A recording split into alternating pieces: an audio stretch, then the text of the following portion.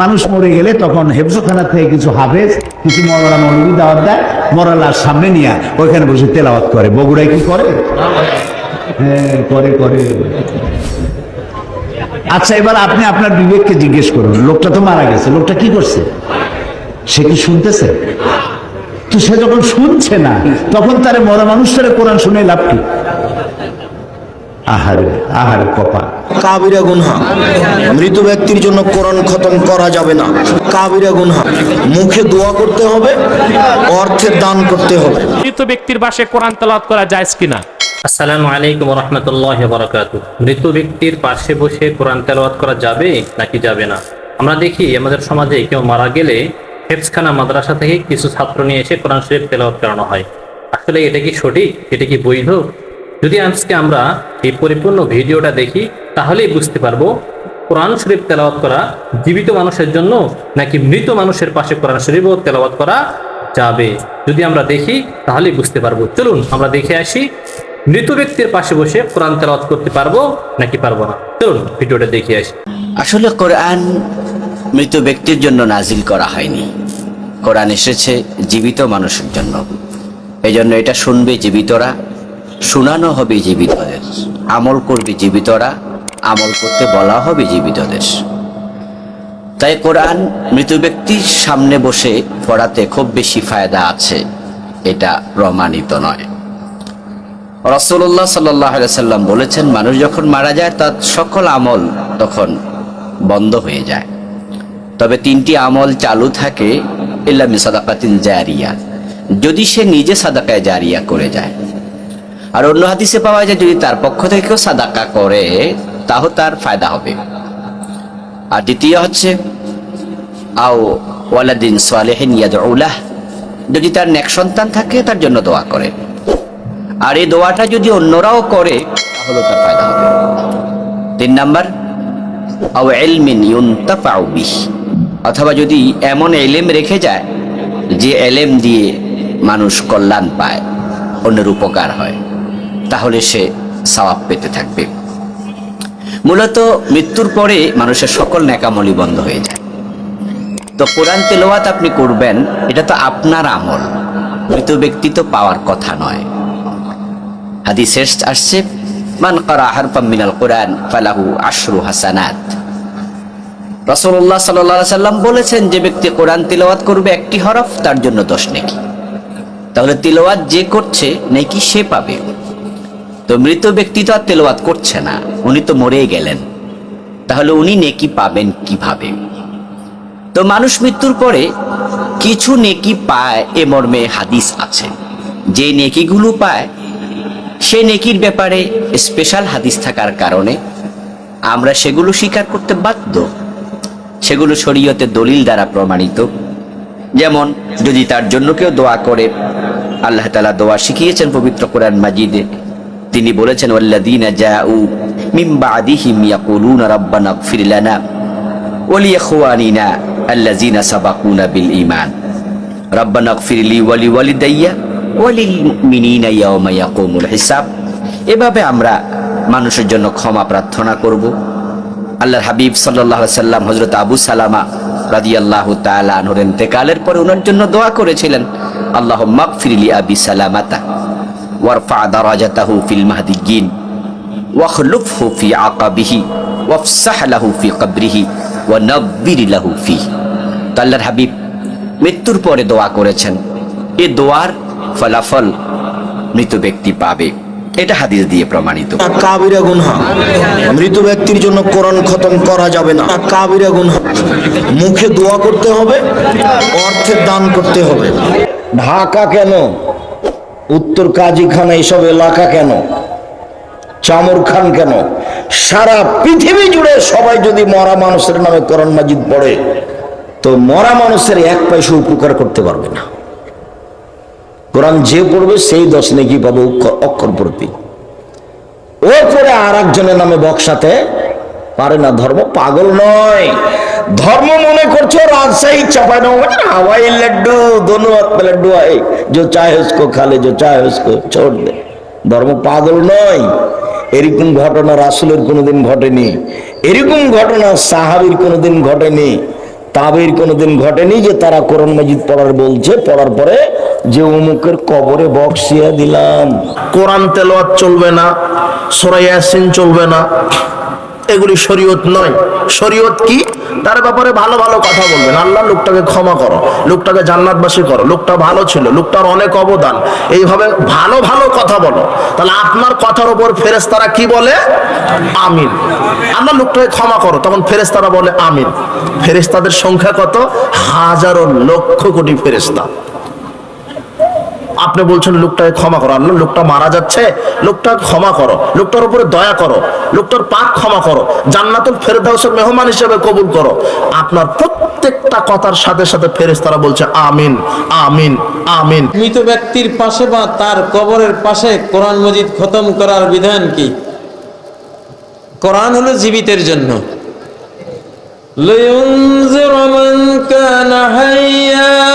কোরআন নাজিল করা হয়েছে যাতে কোরআন দিয়ে মুহাম্মদ সাল্লাল্লাহু আলাইহি সাল্লাম জীবিত মানুষদেরকে সতর্ক করতে পারেন। মৃতদের জন্য কোরআন না, মৃতদের জন্য 60টা আমল আছে। কি কি 60টা আমল? আপনি কোরআনে কারীম মৃতের পক্ষ থেকে মসজিদে দান করবেন, যে আমার বাবার পক্ষ থেকে 10 কপি কোরআন দান করলাম, আমার মায়ের পক্ষ থেকে 5 কপি কোরআন দান করলাম, এইটা করবেন।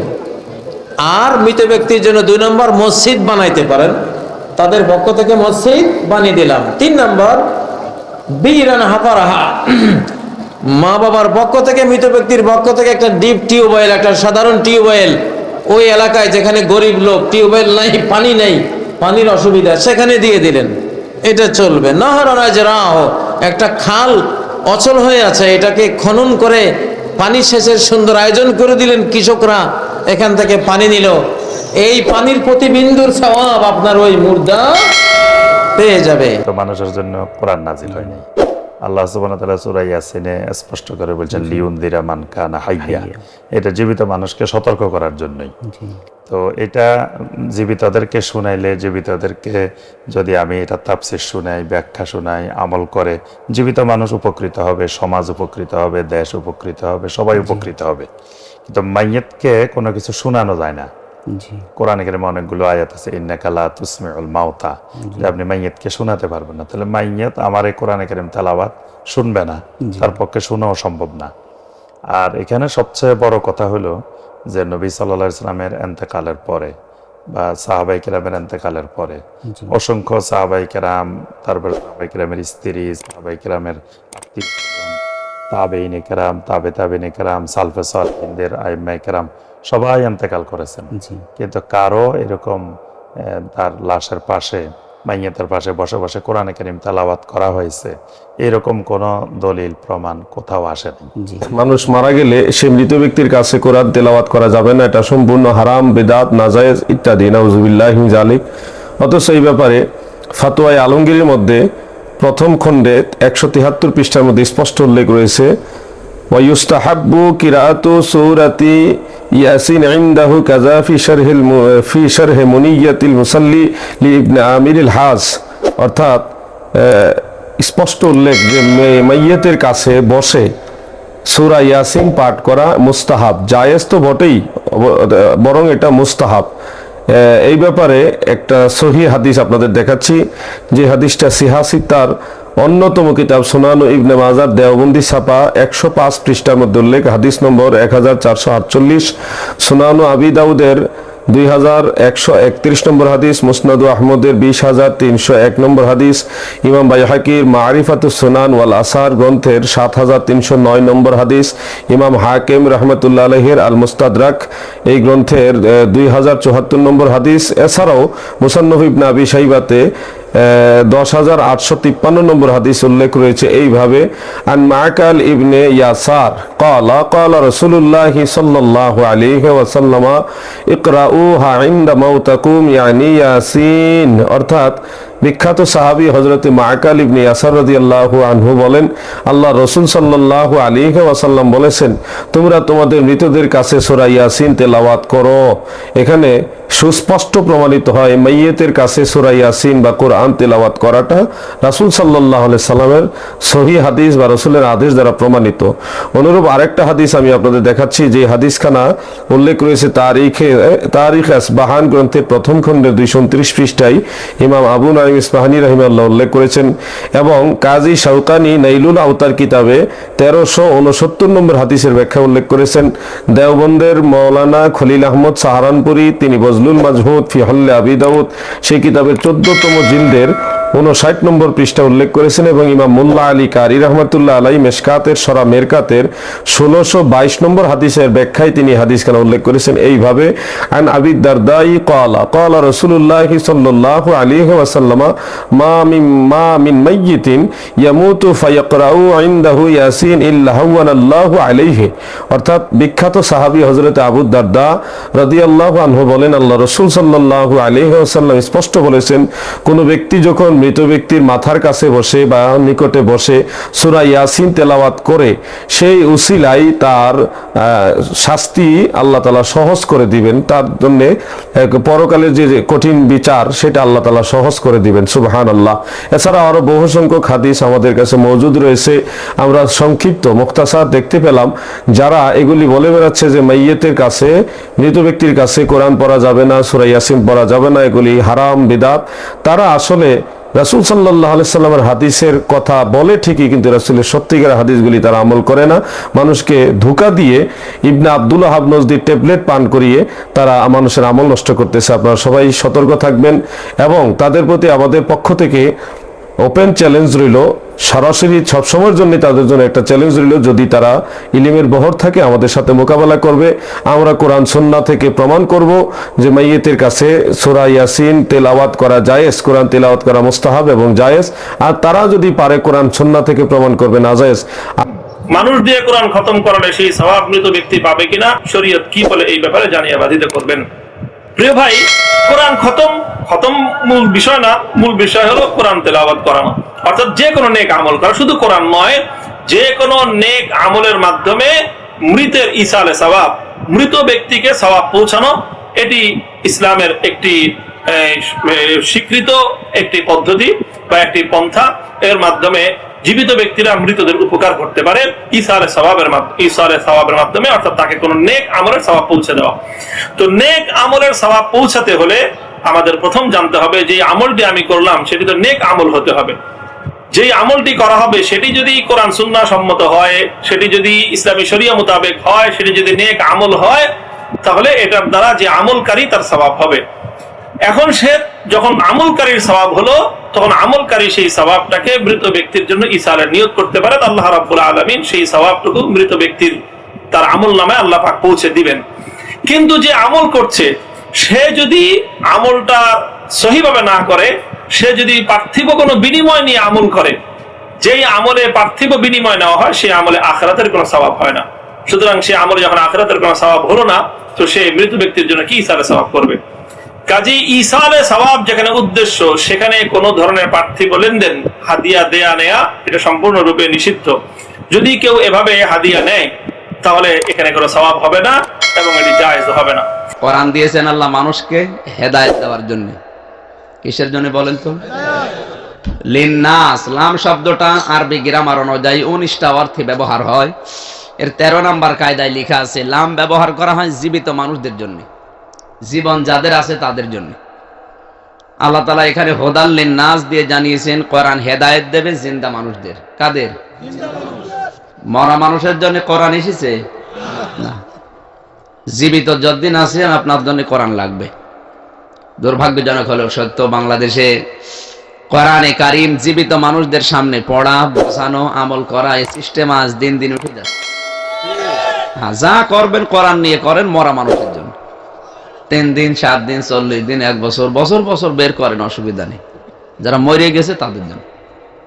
যা জীবনটা কোরআনের উপরে চলে নাই, ও মারা গেলে কোরআন পড়লে ওর কবরের আযাব আরো বাড়বে। কি? কারণ ফেরেশতারা বলবে আমাদের মনে ছিল না। পাগলকে যদি বলা হয় নৌকা নাড়াস না, ও বলবে আমার মনে ছিল না। সারাটা জীবন ইসলামের বিরুদ্ধে অবস্থান নিয়েছে, আর আপনি কবরের পাশে বসে বসে কোরআন পড়ছেন। তোর কবরের আযাব কমবে না বাড়বে? বলেন। মৃত ব্যক্তির বাসে কোরআন তেলাওয়াত করা জায়েজ কিনা? হ্যাঁ, কবরে যে কোরআন তেলাওয়াত করতে পারবেন, সেটা হলো ফতোয়া স্বামীতে এসেছে, প্রথম খণ্ড 857 কি 58 পৃষ্ঠায়, পুরনো ছাপ যেটা, যে আপনি কবরে যাবেন, ফায়াকরাউ সূরাতাল ফাতিহা মাররাতান ওয়াহিদা ওয়া আয়াতাল কুরসি মাররাতান ওয়াহিদা ওয়া সূরাতাল ইখলাস 11 মাররাত সুম্মা ইয়াকুলু আল্লাহুম্মা আউসিল মা কারানা লিহাযাল মাইয়্যিত। একবার সূরা ফাতিহা পড়বে, একবার আয়াতুল কুরসি পড়বে, 11 বার সূরা ইখলাস পড়বে, দরুদ শরীফ পড়ে বলবে আল্লাহ যা পড়লাম সওয়াবটা এই ব্যক্তির রুহে পাঠায় দাও। এতে বোঝা যায় ইসালের সওয়াবও জায়েজ, কোরআন তেলাওয়াত করা কবরের পাশে জায়েজ। মৃত ব্যক্তির সামনে কোরআন শরীফ পড়ার নিয়ম আছে। গোসল দেওয়ার আগে কাছে বসে কোরআন শরীফ পড়লে মাকরুহ হবে, গুনাহ হবে, দূরে পড়তে হবে। গোসলের পর মৃত ব্যক্তির পাশে বসে কোরআন তেলাওয়াত কেন করবেন? কোরআন কি জীবিত মানুষের জন্য না মৃত মানুষের জন্য? তাহলে মৃত মানুষের পাশে কোরআন পড়লে কি লাভ হবে? কোরআন যে তেলাওয়াত করবে সে সওয়াব পাবে, যে শুনবে সেও সওয়াব পাবে, যে আমল করবে সেও সওয়াব পাবে। এখন মৃত ব্যক্তি না কোরআন পড়তে পারে, না শুনতে পারে, আর না সে আমল করতে পারে। মৃত ব্যক্তিকে আমরা যা বলবো তিনি সব অটোমেটিক শুনে যাবেন, এরকম কোনো সিস্টেম নাই। ওমা আনতা বিমুসমিউম মান ফিল কুবুর। অতএব মৃত ব্যক্তির লাশের চারপাশে ঘিরে কোরআন তেলাওয়াত করতে হবে, এরকম একটা রসম রেওয়াজ আমাদের দেশে প্রচলিত আছে। এটা কোরআন এবং হাদিস দ্বারা প্রমাণিত। কোরআন যখন এই লোকটাকে শোনানো দরকার ছিল, তখন এলাকার আলেমরা কোথায় ছিলেন? তখন তার জীবদ্দশায় এসে কানে কাছে কোরআন বলে যাওয়া দরকার ছিল। হয়তো অনেকে বলেছিল, কিন্তু মরে গেছে, শেষ। মান মাতা ফাকাদ কামাত কিয়ামাতুহু, তার এখন হিসাব শুরু হয়ে গেছে। এখন তারে কোরআন শোনানো যাবে না, আর কোনো লাভও নাই। এটাকে কেন্দ্র করে হুজুর ডেকে আনে, তাদেরকে টাকা পয়সা দেয়, এগুলো সব না জায়েজ কাজ, সবগুলো না জায়েজ কাজ। এই কোরআন আপনার মুর্দার পাশে পড়ার জন্য টাকা দিয়ে লোক আনা, ভাড়া করে, এবং তাদেরকে দিয়ে কোরআন পড়ান। ভাইরা আমার, কোরআন আপনি নিজে তেলাওয়াত করবেন, নিজের জন্য নিজেরা তেলাওয়াত করবেন। ওই লাশের পাশে বসে কোরআন তেলাওয়াত করার কিছু নাই। তবে মৃত ব্যক্তির তরফ থেকে কোরআন তেলাওয়াত করে এর সওয়াবটা আল্লাহ আমি মৃত ব্যক্তির জন্য দিতে চাই, আমি তেলাওয়াত করে যে সওয়াবটা পাইছি তাকে আমি দিতে চাই, এটা অনেকগুলো আমাদের মধ্যে জায়েজ আছে। বিভিন্ন এলাকায় দেখছি মানুষ মরে গেলে তখন হেফজখানা থেকে কিছু হাফেজ, কিছু মৌলানা মৌলবী দাওয়াত দেয়, মরা লাশ সামনে নিয়ে ওইখানে বসে তেলাওয়াত করে। বগুড়ায় কি করে? করে। আচ্ছা, এবার আপনি আপনার বিবেককে জিজ্ঞেস করুন, লোকটা তো মারা গেছে, লোকটা কি করছে? সে কি শুনতেছে? তো সে যখন শুনছে না, তখন তারে মরা মানুষটারে কোরআন শুনে লাভ কি? আহারে কপাল, আহারে কপাল। মরা মানুষকে কোরআন শোনায় লাভ নাই। আল্লাহর নবী বলেছেন, মুমূর্ষ ব্যক্তির কাছে বসে কেউ যদি সূরা ইয়াসিন তেলাওয়াত করে, তাহলে আল্লাহ রাব্বুল আলামিন মুমূর্ষ ব্যক্তির মৃত্যুর আযাবকে কমাইয়া দিবে। তো যখন মরতে পড়ছিল সে সময় পড়েন নাই, ছেলেটারে কোরআন শিখান নাই, মেয়েটারে কোরআন শিখান নাই, বউতেও জানেন না, নিজেও জানেন না, মরে গেছেন। মৌলভী সাহেবদের মৌলভী সাহেবদের আনিয়া, ভাড়া বললাম না, শব্দটা বেয়াদবি হয়ে যাবে, তাদেরকে নিয়ে আসছেন, আনার পরে ওনারা তেলাওয়াত করলেন। এখন বোঝা, ওরা তো ছাত্র মানুষ, হেফজখানা থেকে 20 জন ছাত্র নিয়ে আসছেন, ছাত্র ছোট মানুষ। ওরা তেলাওয়াত করতে গিয়ে যদি মনে মনে ভাবে যে যদি 1000 টাকা দেয় তাহলে ভাগু পাবো, 25 জন আসছি, 50 টাকা না 60 টাকা, ওই ভাগে কত পাবে সেই চিন্তাও করতেছে, তেলাওয়াতও করতেছে। তো সে যখন ভাগে পাবে কত এই চিন্তা করে তেলাওয়াত করতেছে, আল্লাহর কসম কোনো সওয়াব হবে না। তো কোনো সওয়াবও হইল না, মুদ্দারেও শুনলো না, মেহনত বরবাদ, গুনাহ লাজে। যদি বিদআত হয় সেটা সম্পর্কে আমাদের করণীয় কি? 6 ঘন্টা 8 ঘন্টা হাফেজ এনে কোরআন খতম দেওয়া হয়, এই পদ্ধতিতে আল্লাহ রাসূলের জামানায় ছিল না। কোরআন আপনি নিজে পড়বেন, কোরআন আপনি ভাড়া করে এনে বাবার জন্য কান্নাকাটি করানোর কোনো দরকার নাই। আপনি নিজে সূরাতুল ফাতিহা, সূরাতুল ইখলাস পড়ে আব্বার জন্য দোয়া করলে আপনার আব্বার কবরটারে জান্নাত বানায় দিবে কে? ওমি আপনার বাবার জন্য আপনি যত কাঁদবেন, আমার কি তত কান্না আসবে? আপনি আমার যতই বলেন হুজুর আমার আব্বার জন্য একটু দোয়া করেন, একটু, আমি যতই দোয়া করি আপনার আব্বার জন্য কি আমি কাঁদবো? কথা বলেন, আমার আব্বার জন্য আমার কান্না আসবে, ঠিক কি না? এজন্য সূরাতুল ফাতিহা পড়ে দোয়া করবেন, সূরাতুল ফাতিহা পড়ে আব্বার জন্য দোয়া করবেন। আচ্ছা, আপনারা একটা উত্তর দেন তো, বিষ্ণু ঈসা ইসলাম খাদিজাতুল কুবরাকে ভালো কি বেশি বাসতো না কম বাসতো? খাদিজাতুল কুবরার ইন্তেকালের পরে সাহাবাদেরকে নিয়ে কোরআন খতম হয়েছে? হয় নাই। ফাতেমাতুজ জোহরা উনি আগে মারা গিয়েছেন, সাইয়েদনা আলী ইন্তেকাল করেছেন পরে, হাসান হুসাইন বেঁচে ছিল, উনি কি ওনার আম্মার জন্য কোরআন খতম করেছে এইভাবে? না। প্রচলিত এই পদ্ধতিতে কোরআন খতম করা এটা সুন্নাহ নয়। সুন্নাহ হচ্ছে আব্বার কবরের সামনে দাঁড়িয়ে কবর জিয়ারত করবেন, ঘরে বসে আব্বার জন্য কাঁদবেন, রব্বির হামহুমা কামা রাব্বায়ানি সাগীরা বললে আল্লাহর আরশে যেইভাবে পৌঁছবে, আমরা দোয়া করলে এইভাবে পৌঁছবে না। ছেলের দোয়াটা বাবা মার জন্য বেশি কবুল। আল্লাহ বুঝার তৌফিক দান।